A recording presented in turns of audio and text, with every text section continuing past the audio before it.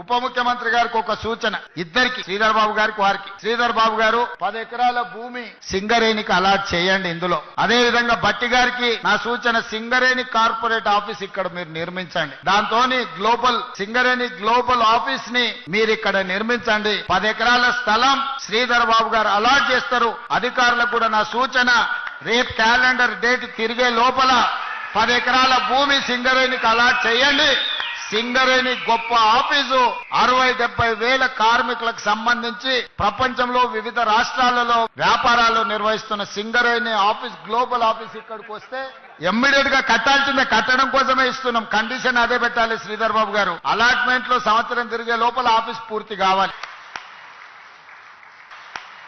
గౌరవ ముఖ్యమంత్రి గారికి సింగరేణి కాలనీస్ తరఫు నుంచి ప్రత్యేకంగా ధన్యవాదాలు తెలియజేస్తా ఉన్నాను. రాష్ట్ర ప్రభుత్వ, ఇది పబ్లిక్ సెక్టర్ అండర్టేకింగ్, రాష్ట్ర ప్రభుత్వ సంస్థనే. ఈ సంస్థకి 10 ఎకరాలు వారు కేటాయించినందుకు వారికి, శ్రీధర్ బాబు గారికి ధన్యవాదాలు తెలియజేస్తూ, వారు చెప్పినట్టుగా సంవత్సరం లోపలనే ఇక్కడ సింగరేణి గ్లోబల్ కార్పొరేట్ ఆఫీస్ ని పూర్తి చేస్తామని చెప్పి వారికి ప్రత్యేకంగా ధన్యవాదాలు తెలియజేస్తాను.